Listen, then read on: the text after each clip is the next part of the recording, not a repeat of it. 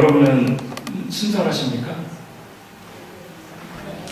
모르겠으면 물어보세요. 저 친절한 것 같아요. 한번 물어보세요. 저 친절해 보여? 예, 별로. 자, 왜 친절에 대해서 이야기했냐면요. 친절은 우리에게나 누구나 기본적으로 가져야 할 예의라고 생각하고 누구에게나 있어야 된다고 당연하게 생각합니다.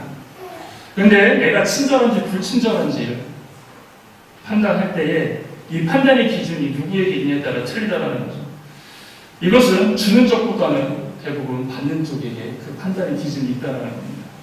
저는 친절하다고 생각했는데 상대방은 불친절하다고 느끼는 것은 불친절한 겁니다. 자, 그런데 이 친절은 어디에서 나올까요? 이것은 마음에서 나온다는 거죠. 어떤 마음으로 그것을 표현하냐에 따라서 상대방이 받아들이기 때문에 이 친절에 대한 판단은 내가 하는 것이 아니라 상대방이 친절하냐 불친절하냐고 정한다라는 것입니다. 그래서 이 친절을 또 요구하는 직업이 있습니다. 그래서 어떤 직업은 되게 친절해야 되고 상냥해야 되고 밝아야 된다고 그러죠. 그래서 이 친절을 요구하는 작업은 쉬운 자리가 절대 아닙니다. 친절해야 되는 직업들은 우리가 또 다르게 표현하는 감정 노동자들이 있습니다. 감정 노동자들은 손님을 응대할 때 자신의 감정을 억누르고 통제하는 일을 일상적으로 하는 근로자들이라고 사전에 정의되어 있습니다.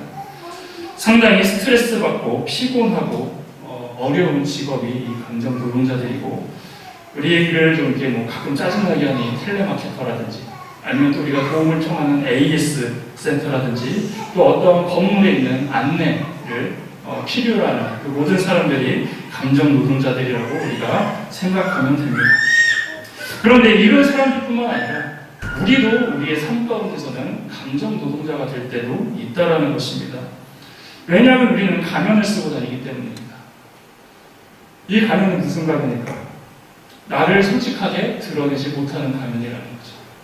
옆 사람 한번 보세요. 이 사람이 지금 화나 있는지, 기쁜지, 즐거운지, 슬픈지, 짜증났는지 알 수 있습니까?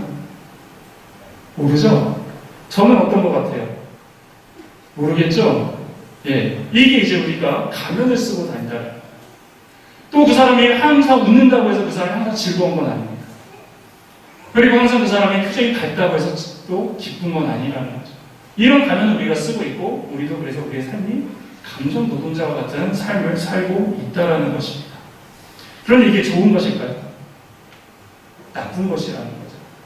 우리가 우리의 삶을 표현하지 못하고 우리의 생각을 잘 드러내지 못하고 감추고 숨기고 이것을 억누르고 살기 때문에 이것이 우리의 마음에 쌓이고 이것이 분출하지 못하기 때문에 마음에 병이 생긴다는 것입니다.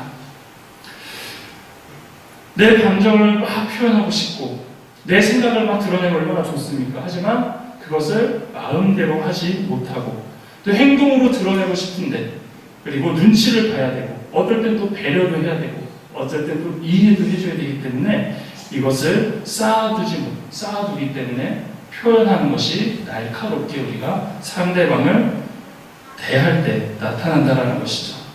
그래서 현대사회가 이렇습니다. 자의건 타의건 우리의 감정들이 안에 쌓여 있기 때문에 우리가 폭발하고 또 화병이 일어나고 더 심지어는 묻지마 살인처럼 아무 이유 없이 그 감정을 표현할 때가 있다는 것입니다. 그런데 이것을 이겨낼 수 있는 것이 하나 있습니다. 오늘 여러분이 읽은 말씀 가운데 그 힌트가 있는데요. 무엇일까요? 답을 하셔야 돼요. 무엇일까요? 무엇일까요? 네. 앞에 써줘도 모릅니다. 우리나라 사람은. 답을 써줬는데도. 온유입니다. 오늘 읽은 거는 여러분들이 많이 알고 있는 성령의 9가지 열매 가운데 온유를 이야기하려고 합니다. 온유하다라는 말을 들으면 여러분 어떻게 생각하십니까? 온유. 사람 이름? 아니죠? 네. 온유라는 단어는 착한 것을 의미하는 것도 아니고 순한 것을 의미하는 것도 아닙니다.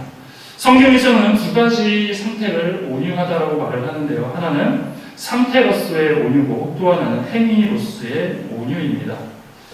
본문에 나오는 온유는 원어로서 프라우테스입니다. 프라우테스. 그래서 훈련에 의해 깎이고 다듬어져서 스스로 조절하고 절제할 수 있는 힘이 생긴 상태를 온유하다라고 말하고 있는 것입니다. 서커스를 보면 야생 동물들이 사나운 이빨을 드러내고 물던가요? 안 물죠? 물면 서커스가 아니라 그건 비참하게 되는 겁니다. 그런데 그런 사나운 동물들을, 그리고 사나운 짐승들을 조련해서 그거를 다룬다라는 것입니다. 우리는 훈련했다라고 표현을 한다는 것이죠. 그래서 사나운 얼굴을 갖고 있지만, 동물 본래의 습성을 갖고 있지만, 이 조련사의 손짓 하나와 그 다음에 말 하나와 사인 하나로 그들이 온순한 양처럼 그것을 따라간다는 것이죠. 이것이 바로 성경이 말하는 온유한 상태인 것입니다. 그래서 그리스도인들은 조련사 되는 하나님 손에 붙들려서 훈련받으며 살아가야 되는 존재입니다. 흔히 말하는 영성훈련이라는 게 있습니다. 여러분 영성훈련 들어봤을 것이고 또 나름 해보기도 하셨을 겁니다. 근데 이 영성훈련은 별다른 것이 아니라 바로 이 하나님에 의하여 여러분의 인격이 다듬어져 가는 상태, 이렇게 인격이 변해가는 상태를 영성훈련이라고 생각하면 됩니다. 성경에서의 한 인물을 보고 이 온유를 이야기하려고 합니다. 모세가 있습니다. 모세는 바로의 궁전에서 받은 훈련이 왕실 훈련입니다. 왕실에서 가르쳤으면 어떤 걸 가르쳤겠습니까? 가장 좋은 것, 가장 최고의 것, 그리고 가장 멋진 것들만 배웠다는 거죠. 거의 엘리트 코스입니다. 최고의 과외를 모세는 배웠다는 것이죠. 그리고 머리만 좋아진 걸 배운 게 아닐 것입니다. 지정의 모든 것을 배워서 온전한 왕으로서 그 나라를 이끌고 사람의 마음을 헤아릴 수 있는 것들을 잘 가르치는 최고의 교육기관에서 모세는 훈련을 받았다는 것이죠. 그런데 모세는 그 최고의 교육기관에서 훈련을 받았음에도 불구하고 그의 인격은 온전하게 교육되지 않았다는 것입니다. 왜 그렇습니까? 그가 성인이 되었을 때 혈기로 인하여서 애굽 사람을 때려 죽이는 폭력적인 성향이 나타났다는 것이죠. 그래서 이런 사람에게 그 아무도 온유하다라고 착하다라고 이야기하지 않는 것입니다. 모세는 이 이후에 광야로 갔습니다. 그리고 광야에서 하나님을 만나고 거기서 40년이라는 시간 동안 이제 훈련을 받게 되는 것입니다. 그 결과 모세는 어떻게 변했습니까? 그 변화한 모습을 민수기 12장 3절에서 기록하고 있습니다. 같이 찾아보겠습니다. 오늘은 성경을 좀 많이 찾아볼 겁니다. 민수기 12장 3절을 같이 읽어보겠습니다. 시작! 이 사람 모세는 온유함이 지면의 모든 사람보다 과하더라. 아멘. 모세가 어떤 사람이었다고요? 처음에는 아무리 좋은 훈련을 받고 좋은 걸 배웠지만 그의 인격은 사람을 때려 죽이는 혈기 있던 사람이었는데 하나님을 통하여서 광야에서 40년간 훈련을 받다 보니 온유한 사람이라고 하나님께 인정받았다는 것이고 이렇게 변했다는 것입니다. 최고의 교육으로도 고칠 수 없었던 것을 하나님께서 조련해서 바꿔버리셨다는 것이죠. 그리고 어떻게 됩니까? 이제 모세가 애굽으로 가서 이스라엘 백성들을 끌어오는 지도자로 서는 기초가 되었다는 것이죠. 이번에는 반대의 경우가 성경에 또 나타납니다. 이 경우는 사사기에 등장하는데요. 사사기의 16장까지는 여러분들이 알고 있는 사사들이 그 나라를 구하고 그리고 하나님의 뜻대로 이스라엘을 잘 다스리는 이야기로 나온다는 것이죠. 그런데 사사기는 총 21장까지 있는데 17장부터는 사사의 이야기가 나오지 않습니다. 이것은 속칭 야사라고도 표현되기도 하는 또 두 가지의 이야기가 있는데 여기는 두 번이나 언급된 말이 있습니다. 사사기 17장 6절과 21장 25절에 나오는 말씀인데 그때에는 이스라엘의 왕이 없었으므로 사람마다 자기 소견에 옳은 대로 행하였더라라고 기록되어 있습니다. 이 말씀을 읽을 때 우리는 생각합니다. 얼마나 제멋대로 살았으면 얼마나 자기 마음대로 살고 엉망진창이었으면 이 얘기를 두 번이나 하셨을까. 좋은 얘기도 아니고 그렇죠? 하지만 이것이 사사시대뿐만 아니라 어떻게 보면 지금 우리가 살고 있는 이 시대에도 하나님은 똑같은 이 마음을 갖고 계시지 않을까 생각한다는 거죠. 여러분 동의하십니까? 이 세상에도 지금 이 시대에도 사람마다 자기 소견에 옳은 대로 행하고 있지 않습니까?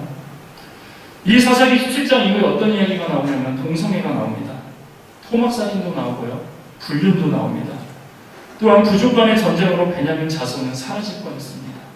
시대는 다르지만 하나님을 멀리하면 결국은 동일한 모습으로 나타났다는 것을 사사기 말씀을 통하여 우리는 알 수 있다는 것이죠. 그렇다면 우리는 왜 우리의 소견에 옳은 대로 행할까요? 우리가 하나님의 뜻대로 살아야 된다는 걸 알면서 결국 우리가 표현할 수 있는 것은 내 소견에 맞는 대로, 내가 뜻하는 대로 살아가고 있을까요? 그것은 우리 마음에서 하나님을 멀리했기 때문입니다. 포스트 모더니즘, 다원주의, 인본주의도 영향을 주지만 가장 근래에 심각한 건 무엇입니까? 인권입니다. 이놈의 인권이 지금 교회를 망가뜨리고 있다는 것입니다. 이전에는 하나님은 필요 없다라는 것을 사람들이 외쳤다면 이제는 하나님은 모든 것을 살아가시기에 모두 이해하신다라고 변질시켜버렸다는 것입니다. 이 부분에 대해서는 많은 이야기를 할 수 있지만 오늘은 온유에 대해서 이야기할 거기 때문에 이것은 좀 줄이겠습니다. 다시 모세와 사사기 시대의 모습을 보면 이제 두 가지로 나눌 수 있다는 것인데, 모세처럼 자기를 연단시키고 다듬어주는 조련사가 있는 인생과 또 사사시대 사람들처럼 자신의 거친 성정을 다듬어 줄 수 있는 조련사가 없는 인생, 이 두 가지 모습으로 결국 우리는 살아가고 있다는 것입니다. 우리가 누군가의 손에 의하여 훈련받고 또 명령받고 이런 것은 기분이 좋지 않고 자존심이 상하지만 크게 봤을 때 이것만한 은혜와 축복이 없다는 것을 말하고 있습니다. 사람이 변하는 것은 자신에게 변화를 줄 만한 어떤 큰 사건이 있거나 꾸준한 훈련을 통해서 변한다는 것이고, 반대로 사람이 잘 변하지 않는 것은 그 사람에게 어떠한 체험이 없거나 신앙이 없는 것이 아니라 그 사람이 그 훈련을 게을리하거나 피하기 때문이라는 것이죠. 나준성 목사님이 쓴 행복한 누림이라는 책에서는 이 운율을 고집 꺾음이라고 정의하였습니다. 즉, 훈련을 받을수록 고집이 꺾인다는 것이고, 나의 고집이 꺾이고 당장 내 고집이 꺾이는 것은 어렵지만 시간이 지나고 보면 내 고집이 빨리 꺾일수록 우리는 온유함에 빨리 가까워진다는 것입니다. 그래서 인생의 조련사 되지는 이 하나님을 의지하며 살아가는 것을 상태로서의 온유라고 정의할 수 있습니다. 그렇다면 또 하나는 무엇입니까? 행위로서의 온유가 있다는 것이죠. 이 행위로서의 온유는 고린도전서 13장에서 찾아볼 수 있습니다. 고린도전서 13장 4절을 같이 읽어보겠습니다.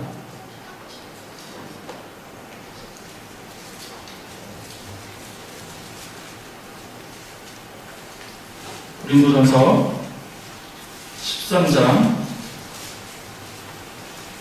4절입니다.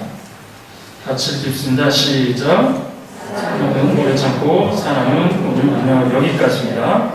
자, 여기서 사랑의 속성들을 이야기하는 가운데 오래 참고 다음에 뭐가 나오나요? 온유가 나온다는 것입니다. 이 단어는 오래 참고와 온유를 따로 보는 것이 아니라 연관성이 있게 본다는 것이죠. 여기서 오래 참고는 무엇이냐면 환경적인 인내입니다. 여러분이 알고 있는 그냥 오래 참는 거, 꾹 참는 거, 이거라면 인내라는 것, 그리고 온유라는 것은 관계적인 인내를 이야기한다는 것입니다. 즉, 이것을 토탈로 표현하면 사람 관계 가운데 사람에게 받은 상처를 견뎌내는 것입니다.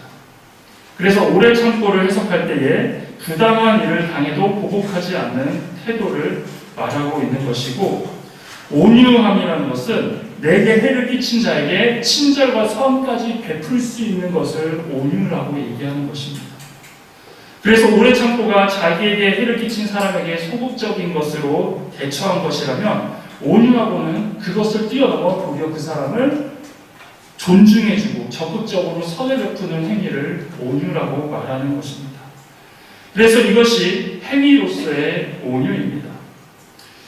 이해가 잘 안 되시죠? 행위로서의 온유는 뭐고 그건 뭔지. 그래서 쉽게 얘기하면 하나님으로부터 붙들림을 받아 하나님으로부터 변화되는 온유와 또 우리가 그것을 행동해 나가는 것을 표현하는 이 온유를 두 가지를 다 말하고 있다는 것이죠. 이것을 이제 종합해서 예수님이 말씀하시는 것을 볼 때에 마태복음 11장 29절을 보도록 하겠습니다.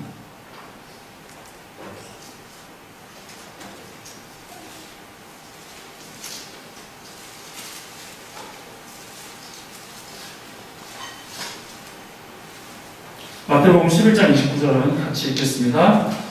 나는 마음이 온유하고 겸손하니 나의 멍에를 메고 내게 배우라. 그리하면 너희 마음이 쉼을 얻으리라 라고 말씀하십니다. 우리가 상태로서의 온유와 행위로서의 온유를 이해한다면 여기 나오는 예수님이 말씀하신 나는 온유하고 겸손하니라는 것을 이해할 수 있다는 것입니다. 자기에게 해를 끼치는 자에게도 적극적으로 선을 행할 수 있고 그것을 인정하고 선을 베푸는 온유함. 그래서 예수님께서 보여주신 온유함이 무엇입니까? 십자가를 지을 수 있었다는 것입니다. 사람들은 예수님을 욕했습니다. 바리새인들은 예수님을 인정하지 않았고요. 사두개인들은 어떻게 하면 예수님을 죽일까 계속 이야기했다는 것이죠. 그런데 예수님의 죽음은 무엇입니까? 그런 사두개인들, 바리새인들, 또 자신을 따르지 않은 죄인들을 위해서까지도 자신의 목숨을 버렸다는 것입니다. 즉 선을 행했다는 것이죠. 그리고 친절히 대했다는 것이죠.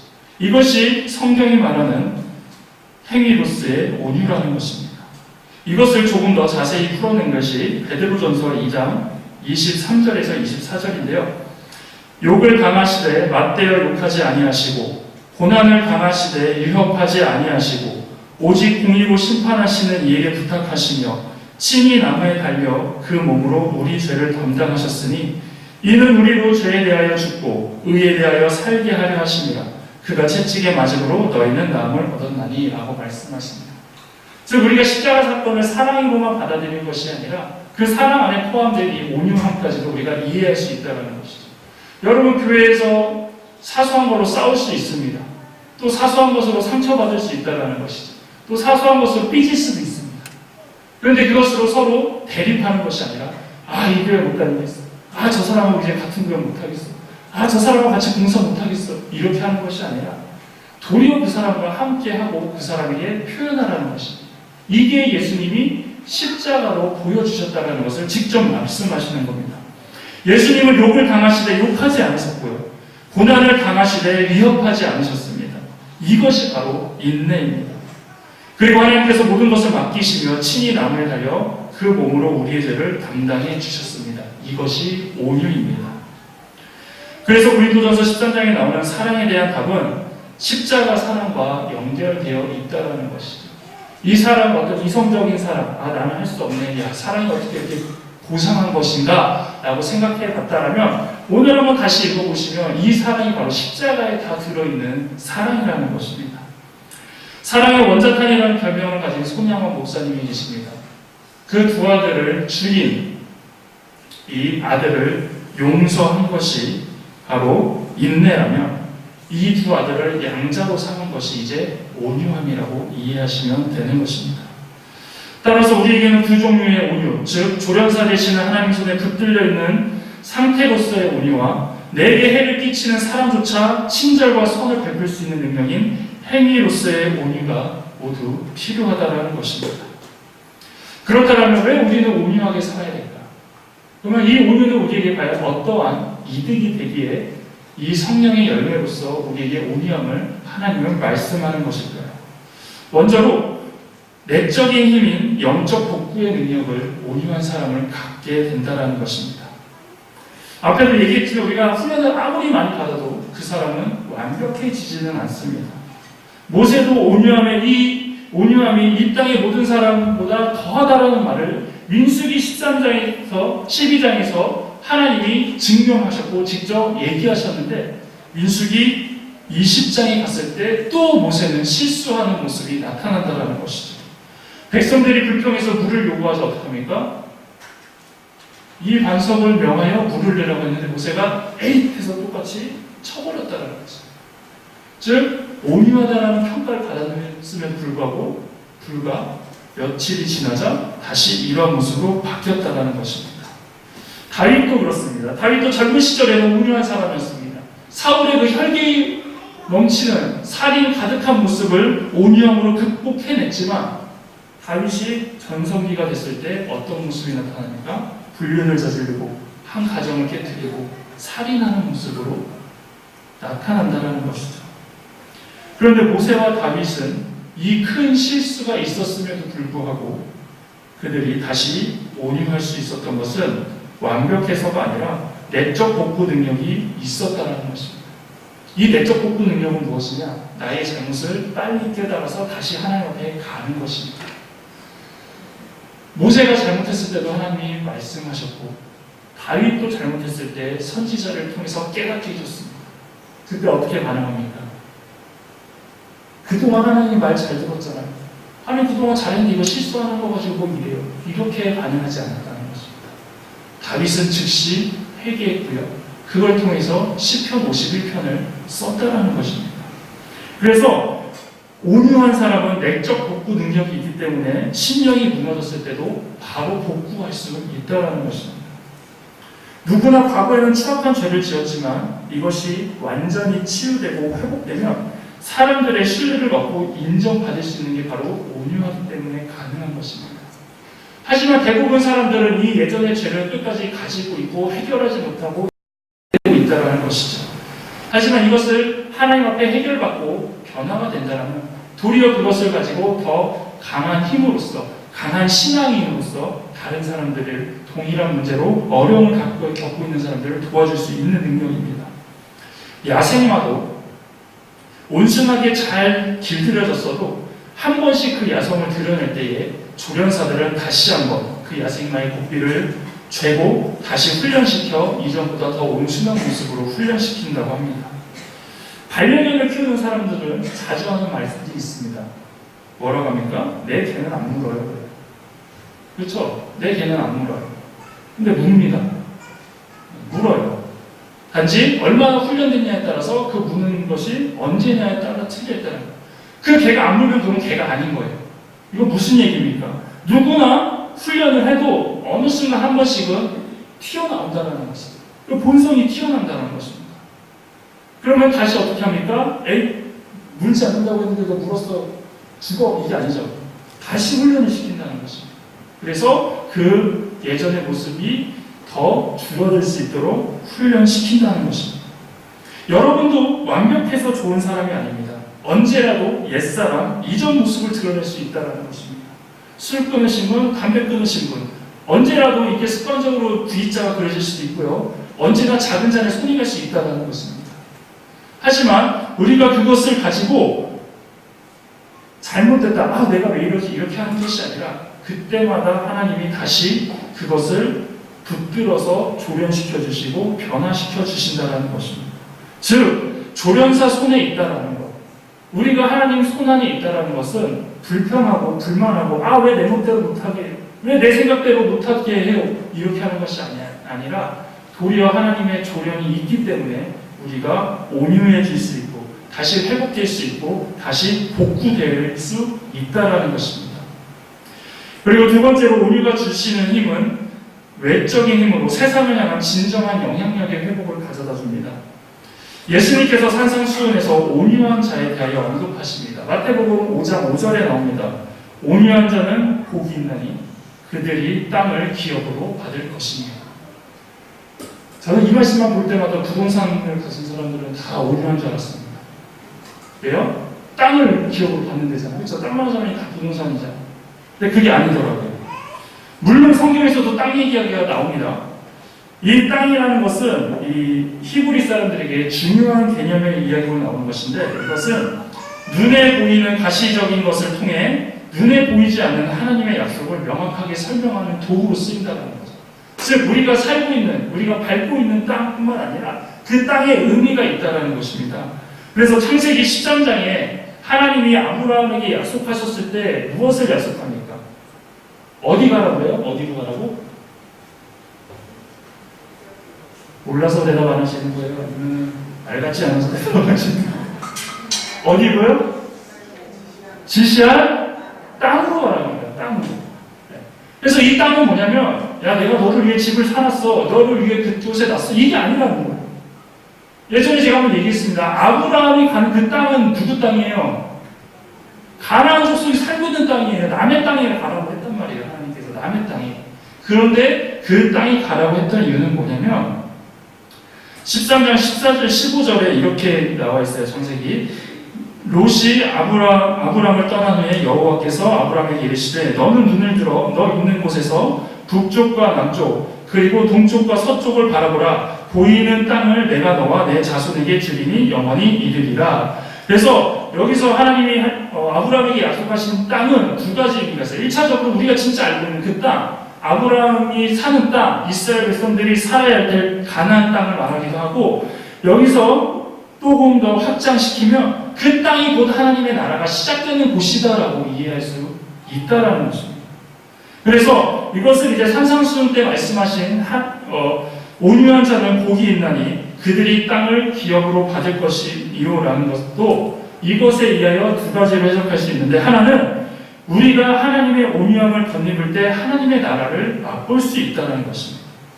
그래서 죽어서만 하나님의 나라를 맛보는 것이 아니라 지금 살아서도 여러분들도 하나님의 나라를 맛볼 수 있고, 하나님이 함께하면 하나님의 나라이기 때문에, 하나님 나라는 벌써 즐겁고 기쁘고 행복하기 때문에 천국에 있는 막연한 하나님 나라를 바라보는 게 아니라 이곳에서 하나님이 함께하는 것이 얼마나 기쁘고 즐거운지를 맛보라는 것입니다.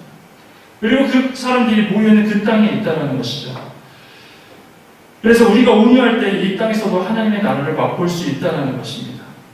그런데 이것을 이제 바꿔서 얘기하면 반대로 하나님의 자녀들은 반드시 온유한 사람이 되어야 된다고도 말할 수 있는 것이죠.